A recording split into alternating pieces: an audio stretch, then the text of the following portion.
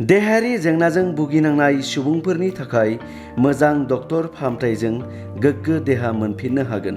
नोंथांनि थाखाय मोजां खौरां। क'क्राझार सहरनि गभर्नमेन्ट OHS आरो MP स्कुल क'क्राझारनि उल्था सानजा फारसे थानाय लजिकेयार क्लिनिक एन्ड डायग्नोस्टिक्सआव किडनीजों सोमोन्दो थानाय बेरामफोर आरो गेस्ट्रिक आरो लिभारजों सोमोन्दो थानाय बेरामफोरनि थाखाय मोजां फाहामथाय होबोगासिनो दं।